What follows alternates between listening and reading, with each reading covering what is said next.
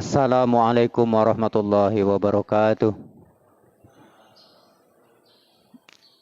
Innal hamdalillah nahmaduhu wa nasta'inuhu wa nastaghfiruh wa na'udzu billahi min shururi anfusina wa min sayyiati a'malina. May yahdihillahu fala mudhillalah wa may yudlil fala hadiyalah.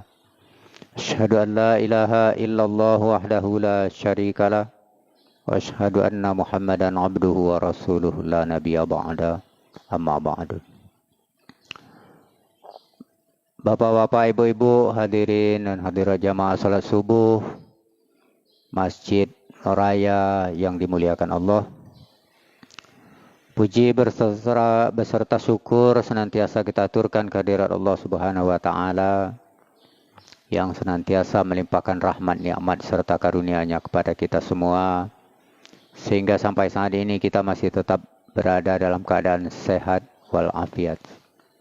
Masih bisa melaksanakan aktivitas sehari-hari, dan lebih utama masih bisa datang ke masjid raya yang kita cintai ini dalam rangka menunaikan ibadah sholat subuh berjamaah. InsyaAllah dengan ibadah-ibadah yang kita laksanakan akan semakin mendekatkan diri kita kepada Allah Subhanahu wa ta'ala.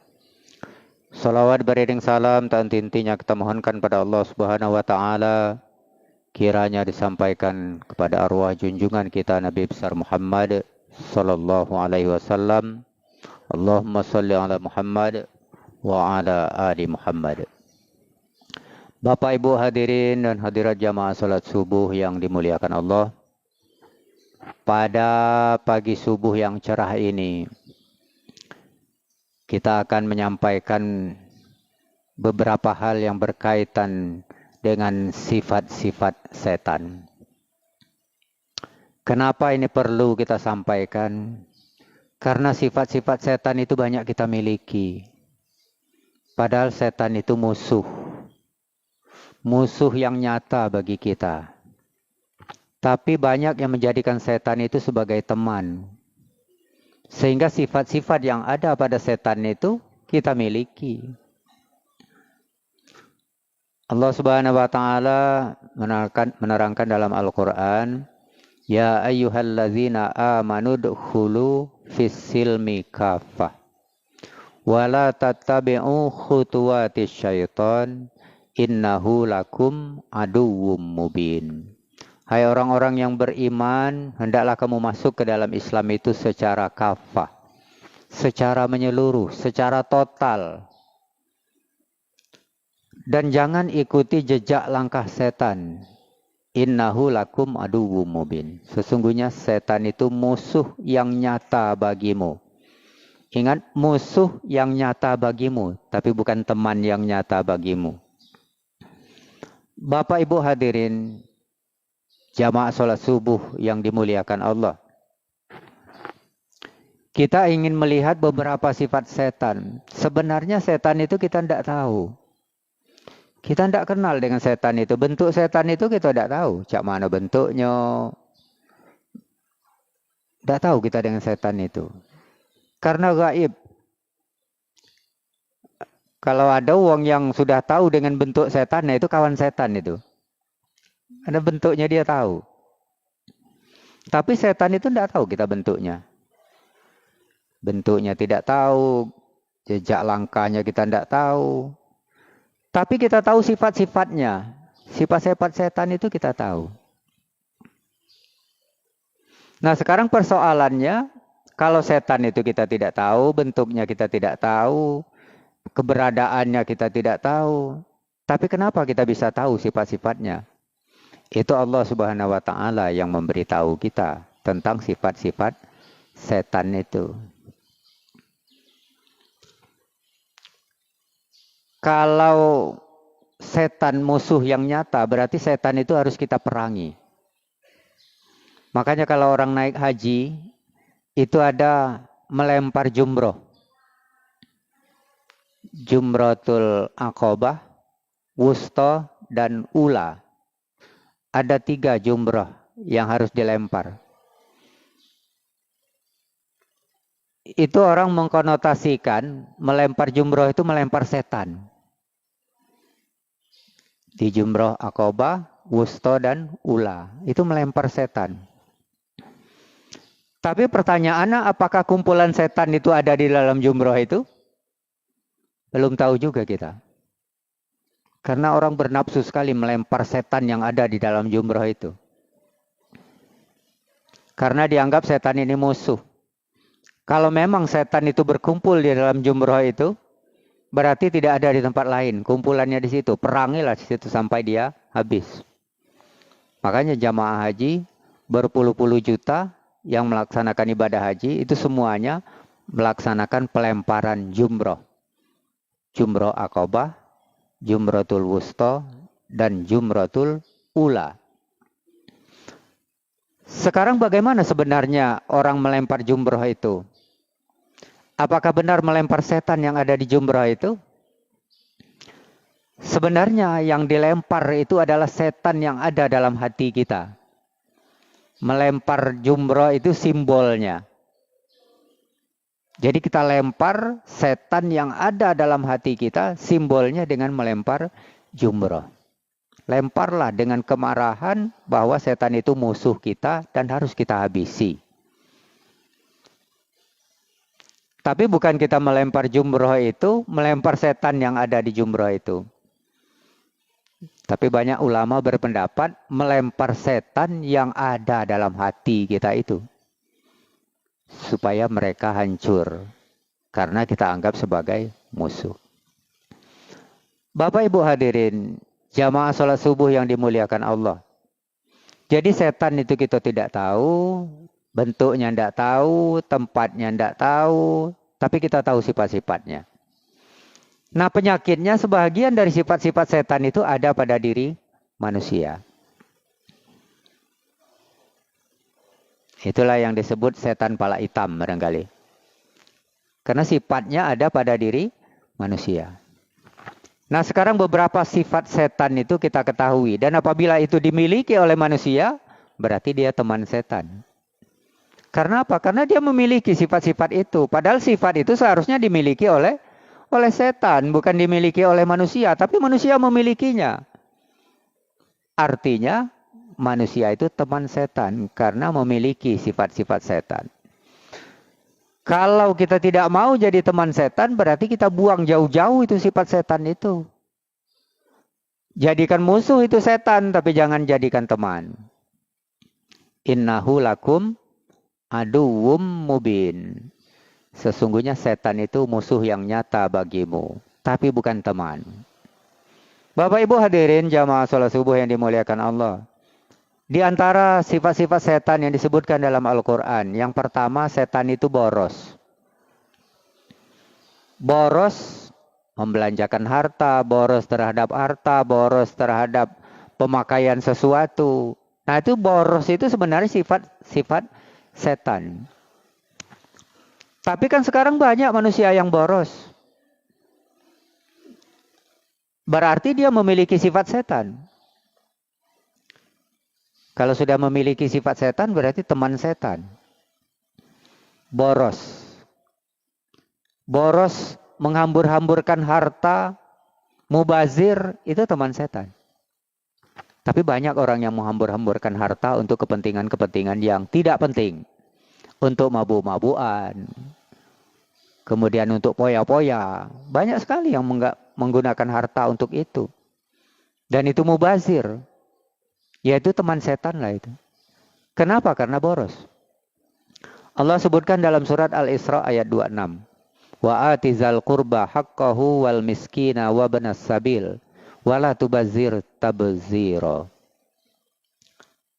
Wala tubazir tabziro ini. Itu larangan Allah. Jangan kamu menghambur-hamburkan harta secara boros.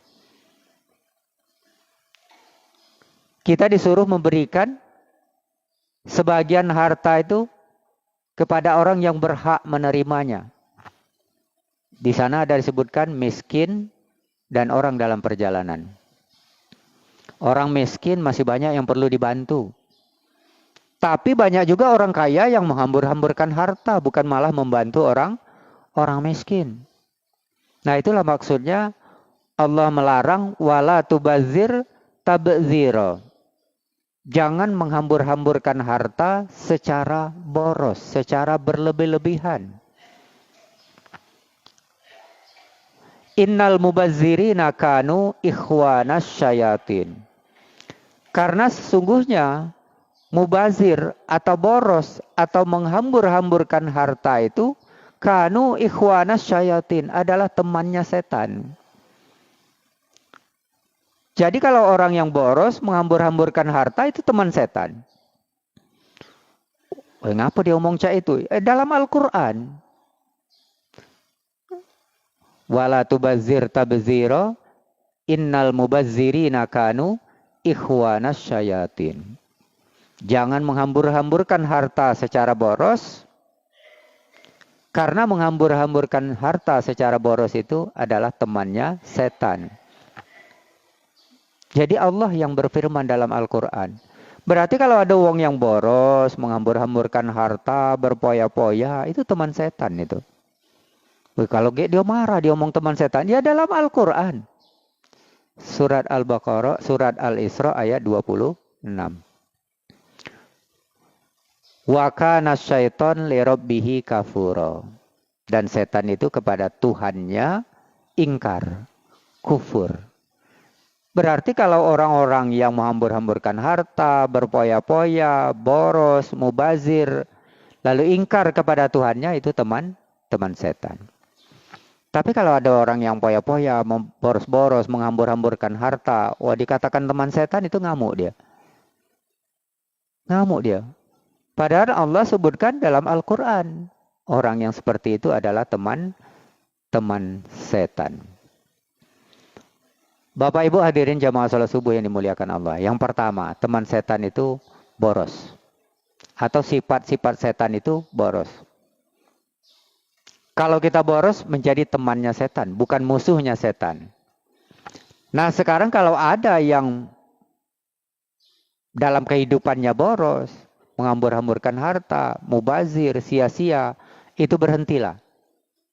Karena itu dilarang oleh Allah Subhanahu wa Ta'ala. Dan itu menjadi temannya setan. Padahal setan itu musuh. Yang kedua, setan itu durhaka. Durhaka kepada Allah Subhanahu wa Ta'ala. Kalau kita manusia durhaka juga berarti temannya setan. Setan itu durhaka kepada Allah. Ketika Allah berfirman kepada para malaikat supaya sujud kepada Adam, semuanya sujud. Wa idz qulna lil malaikati isjudu li Adama fasajadu illa iblis. Aba wastakbara wa kana minal kafirin. Ketika Allah berfirman kepada malaikat, sujudlah kepada Adam, semuanya sujud. Kecuali yang tidak sujud itu adalah iblis. Dan dia tidak mau sujud kepada Adam karena itu perintah Allah. Itu merupakan durhaka atau ingkar kepada Allah Subhanahu wa Ta'ala. Walaupun sujud kepada Adam di saat Allah berfirman itu kepada malaikat, sujudnya bukan sujud seperti sujud kepada Allah. Tapi sujud atas dasar kekaguman dengan kehebatan yang dimiliki oleh Nabi Adam alaihissalam. Malaikat sujud semuanya, tapi iblis tidak sujud. Fasajadu illa iblis. Tidak mau dia sujud. Itu sebagai pertanda dia durhaka kepada Allah Subhanahu wa Ta'ala. Kenapa disebut durhaka? Menentang perintah Allah. Allah suruh sujud, dia tidak sujud. Nah kalau ada manusia yang menentang perintah Allah, itu namanya durhaka kepada Allah. Nah itu sifat-sifat setan yang dimiliki. Durhaka kepada Allah Subhanahu wa Ta'ala. Disuruh Allah sholat, tidak sholat. Sholat wajib 5 kali sehari semalam, dia 4 kali. Itu menentang perintah Allah. Perintah Allah 5 kali sehari semalam. Tapi dia cuma 4 kali. Subuh tak sholat. Sholat tak subuh ini? Tak, kemarin 4 kali aku sholat. Kurang sikok tak apalah. Kurang sikok itu dosa. Dan itu durhaka kepada Allah. Karena apa? Menentang perintah Allah subhanahu wa ta'ala. Disebut durhaka kepada Allah. Nah sebenarnya yang durhaka kepada Allah itu adalah setan. Termasuk sifat-sifat setan. Tapi kalau kita manusia juga durhaka kepada Allah, ya apa bedanya dengan setan? Berarti kita memiliki sifat-sifat setan. Durhaka kepada Allah. Allah suruh bayar zakat, tak galak bayar. Allah suruh puasa, tinggal. Ngapa tinggal puasa? Gawe berat. Sebenarnya kalau kita tinggal puasa, karena memang pekerja keras, tapi kita harus ganti puasanya dengan hari lain di saat kita tidak kerja keras. Kalau setiap hari kerja keras terus, tidak ada peluang untuk puasa, ya bayar. Barangkali bisa diganti dengan uang. Atau memberi makan orang yang puasa. Kalau tidak bisa nian. Tapi puasa itu sebenarnya wajib. Pekerja keras juga kalau dia nekat puasa bisa. Tapi kita lihat beberapa orang yang kerja keras tidak puasa lagi. Padahal itu menentang perintah Allah. Allah wajibkan kepada kita puasa. Allah wajibkan sholat. Apabila tidak sholat, nentang perintah Allah. Durhaka. Allah wajibkan puasa. Bila tidak puasa, berdosa. Allah wajibkan bayar zakat. Tidak bayar zakat, berdosa. Menentang perintah Allah. Dan itu namanya durhaka kepada Allah. Yang sudah mampu Allah perintahkan naik haji. Tidak naik haji. Ngapa belum naik haji? Belum ada panggilan. Belum ada panggilan. Padahal sudah mampu. Orang yang sudah mampu itu wajib menunaikan ibadah haji. Yang tidak wajib itu yang belum punya kemampuan. Allah sebutkan dalam Al-Quran. Wa azin finnasi bil hajj. Ya'tuka rijalau wa ala kulli dhamir ya'tina min kulli fajjin amik. Allah menyeru manusia, umat manusia untuk melaksanakan ibadah haji. Dan kalau mereka yang sadar mereka mampu, mereka akan datang ke sana, ke kota suci Makkah. Walaupun berjalan kaki, mengendarai onta yang sangat kurus, atau dengan kendaraan seadanya. Dan Allah juga mewajibkan ibadah haji itu dalam Al-Quran. Walillahi 'alan nas hijjul bait man istata'a ilaihi sabila. Allah wajibkan kepada manusia menunaikan ibadah haji, tapi dibatasi. Man istata'a ilaihi sabila. Bagi mereka yang punya kemampuan untuk melaksanakan perjalanan ke sana. Lah sekarang kita mampu. Berarti sudah wajib. Tidak kita laksanakan, berarti ingkar. Berarti menentang perintah Allah subhanahu wa ta'ala. Padahal kalau yang wajib yang diperintahkan Allah harus kita laksanakan. Tidak kita laksanakan berdosa. Bapak Ibu hadirin jamaah salat subuh yang dimuliakan Allah. Jadi iblis atau setan memiliki sifat boros, sifat durhaka. Kalau ada kita yang boros, ada kita yang durhaka kepada Allah, nah itu memiliki sifat setan lah itu.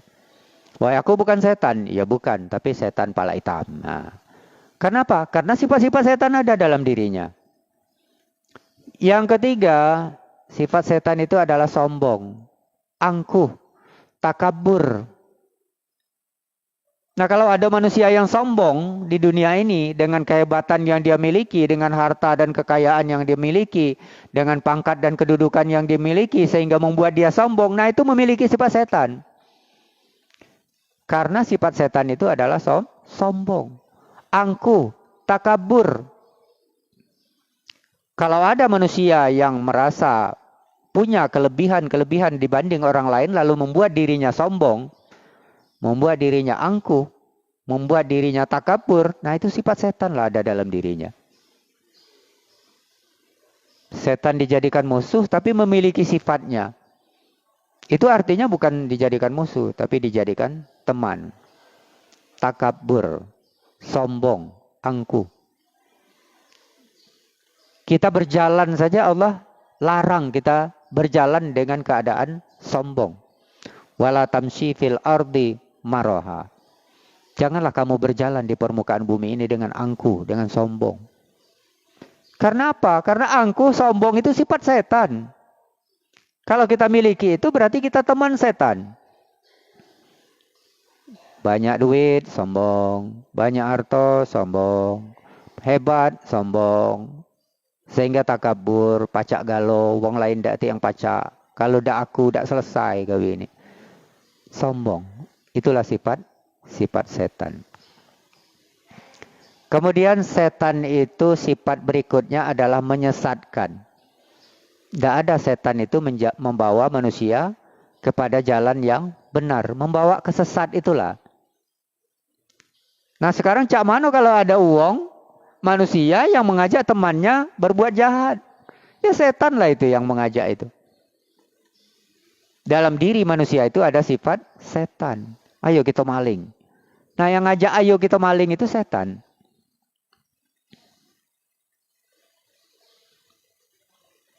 Setan itu mengajak kepada kemungkaran. Atau menyesatkan manusia. Disebutkan dalam Al-Quran, bisu'i wal fahsya. Innama ya'murukum bisu'i wal fahsya. Berbuat keji dan mungkar. Kalau ada orang yang senang berbuat keji dan mungkar, nah itu sifat setan ada dalam dirinya itu. Senang ngambil harta wong, nah itu sifat setan ada dalam dirinya. Ada tanah, waktu ngukur tanah dilebihkan sekilan, nah itu sifat setan ada dalam dirinya. Kenapa? Mengambil yang bukan haknya. Sifat setan ada dalam dirinya. Kalau ada orang yang mau sholat, lalu ada temannya ngajak, nggak usah sholat. Kita ke pasar dulu. Nah itu setan lah yang ngajak, nggak usah sholat itu. Jadi setan itu memiliki sifat menyesatkan. Jadi kalau kita itu disesatkan oleh setan, sebenarnya kita kalau ikut sudah berteman dengan setan. Kadang-kadang kita sholat bisa tidak khusyuk. Sebagian mengatakan diganggu oleh setan sehingga sholatnya tidak khusyuk. Lalu setan yang mengganggu itu setan yang di mana? Setan yang ada dalam diri kita itu yang ganggu kita sholat tidak khusyuk itu. Susahnya sholat khusyuk itu. Ingat galau. Kunci yang hilang ingat. Bapak Ibu jangan bangga dengan waktu sholat. Kunci yang hilang ketemu. Jangan bangga. Wah untunglah aku sholat tadi. Kunci yang hilang kemarin ketemu. Jangan bangga. Yang menunjukkan keberadaan kunci itu saat kita sholat adalah setan. Karena kalau orang sholat khusyuk pasti tidak ingat kunci yang hilang. Aku gara-gara sholat kunci yang hilang kemarin ketemu. Ingat dalam sholat. Nah, berarti dalam sholat ingat barang yang hilang. Jangan bangga. Ada yang bangga itu. Untunglah aku sholat. Kalau tidak sholat kemarin mungkin tidak ketemu kunci aku. Lah. Berarti sholatnya tidak khusyuk. Lalu siapa yang membuat tidak khusyuk? Setan. Ada orang pulang dari bepergian, lalu mau melaksanakan sholat. Ambil air wudhu. Sebelum ambil air wudhu, letakkan kunci di atas jendela. Sudah ambil air wudhu, lupa kunci tadi di mana. Tapi waktu sholat sudah dekat. Kunci dicari-cari, tidak ketemu juga. Kata bininya, pergi sholatlah dulu. Agaklah nyari kunci. Akhirnya pergi sholat. Padahal kunci itu perlu. Kunci mobil. Karena kaget nak pergi bareng wali kota. Takut nian. Tapi dengan perintah Allah tidak takut. Jadi kalau kunci itu tidak temu, ganau ini. Gawat. Jadi pergi sholat dulu. Karena kunci tadi lupa naruhnya di mana. Apa yang diingat sepanjang perjalanan pergi sholat? Kunci. Bukan sholat yang diingat. Sepanjang jalan, di manalah kunci tadi, di manalah kunci tadi. Seharusnya waktu nak pergi sholat yang diingat apa? Mau melaksanakan sholat. Ingatannya kepada sholat. Ini sepanjang jalan ingatnya kunci. Masuk masjid, sholat sunat. Yang ingat sholat sunat apa? Kunci. Manalah kunci tadi, manalah kunci tadi. Ya, apa gunanya sholat? Pas sholat wajib, lalu masih mengingat-ingat kunci tadi. Nah di saat itulah setan masuk. Saat kita sholat, berusaha menghadap Allah dengan khusyuk, lalu setan masuk. Kalau setan, oi wak, kunci tadi kau letakkan di pucuk jendela. Waktu dia sholat. Itu adalah bisikan setan. Kenapa itu dikatakan bisikan setan? Ya karena mengganggu kita dalam kekhusyukan sholat. Akhirnya dalam sholat itu yang kita dengarkan bisikan tentang keberadaan kunci kita yang hilang tadi. Nah kalau sudah seperti itu sholatnya dijamin tidak khusyuk. Kenapa tidak khusyuk? Ya masa sholat ingat kunci? Masa sholat kunci yang tadi tidak ingat jadi ingat? Itulah pengaruh dari setan. Jadi setan itu berbagai macam cara menggoda manusia supaya manusia itu sesat. Supaya manusia itu gemar melakukan perbuatan keji dan mungkar. Supaya manusia itu gemar melakukan perbuatan dosa. Supaya manusia itu gemar melanggar ketentuan Allah Subhanahu wa ta'ala.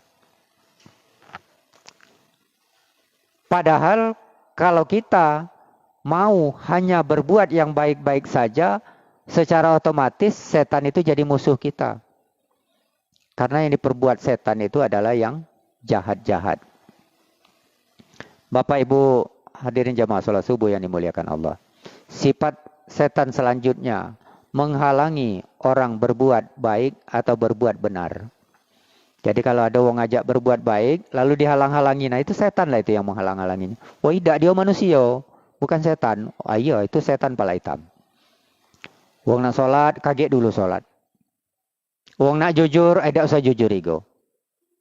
Ada. Kalau jujur ego, kau tidak selamat. Padahal kalau jujur justru selamat.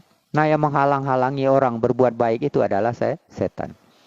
Ada orang nak sedekah, dia malah sedekah tu habis duit. Itu setan yang menghalang-halangi orang berbuat baik.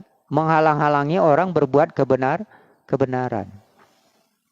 Rasulullah SAW tidak bisa digoda oleh setan. Karena semua yang dilaksanakannya benar. Semua yang dilakukannya baik. Perkataannya baik, perbuatannya baik, ketetapannya baik. Makanya setan tidak bisa mengganggunya. Karena semuanya benar. Tapi kalau banyak yang salah, nah yang salah itu datang dari setan. Dan salah itu ada dalam diri kita, berarti dalam diri kita ada sifat setan. Rasulullah ngomong sikok beda kata yang salah omongannya. Bahkan dalam hadis sebutkan falyakul khairon aw liyasmut. Kalau tidak bisa berkata baik, lebih baik diam. Jadi kalau kira-kira tidak bisa ngomong yang benar, yang baik ya diam baik. Lebih baik diam itu daripada bicara yang salah. Makanya Nabi itu semua perkataannya benar. Dan itu disebut dengan sunnah. Sunnah qauliyah. Semua perbuatannya benar, makanya dijadikan sunnah. Sunnah fi'liyah. Semua yang ditetapkan Nabi benar, jadi sunnah. Sunnah taqririyah.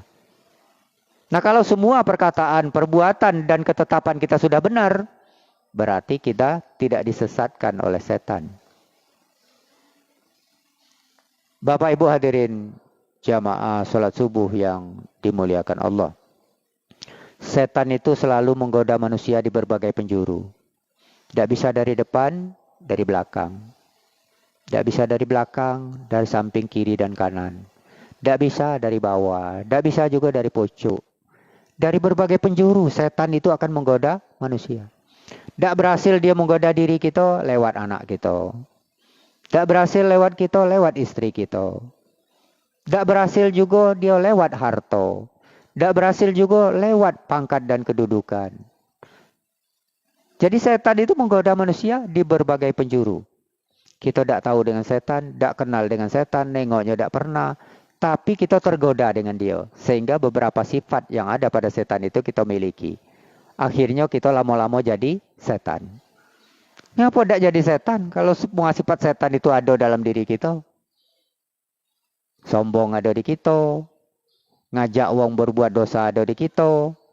durhaka ada di kita, lah berarti sifat-sifat setan ada pada kita. Kemudian yang terakhir, setan itu suka memberi kepalsuan. Ibaratnya itu kalau berjanji, janjinya palsu. Bahkan dia mengatakan dari Allah, sebenarnya tidak dari Allah.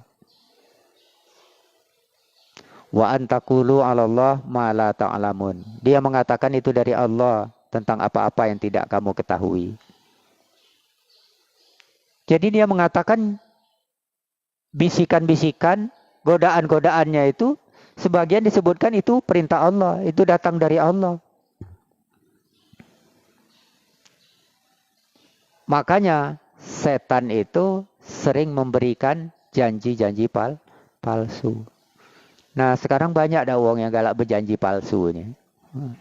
Kalau banyak itu ada sifat setan dalam dirinya. Senangnya berjanji-janji, tapi janjinya palsu.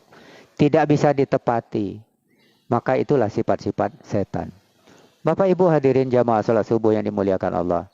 Banyak sebenarnya sifat setan yang bisa kita ketahui. Tapi jangan banyak sifat setan yang kita miliki. Ya. Silakan banyak sifat setan yang kita ketahui, tapi jangan banyak sifat setan yang kita miliki. Jauhkan sifat-sifat setan itu agar diri kita selamat. Jauhkan sifat-sifat setan itu agar kita bisa menganggap bahwa setan itu musuh, tetapi bukan teman. Jangan boros, jangan durhaka kepada Allah, jangan sombong, angkuh, takabur. Kemudian jangan mengajak orang ke jalan kesesatan. Kemudian jangan menghalang-halangi orang berbuat kebaikan dan kebenaran. Kemudian jangan berjanji-janji palsu. Karena semua itu sifat setan. Kalau sifat-sifat itu ada pada diri kita, setanlah kita itu. Tapi kalau kita jauhkan sifat-sifat itu, berarti kita menganggap setan itu sebagai musuh. Insya Allah kita yang selamat dari godaan setan. Insya Allah juga kita bisa menjadikan setan sebagai musuh. Dan jangan sekali-kali menjadikan dia sebagai teman, sehingga kita menjadi sesat. Lebih dan kurang mohon maaf. Billahi taufiq wal hidayah. Wassalamualaikum warahmatullahi wabarakatuh.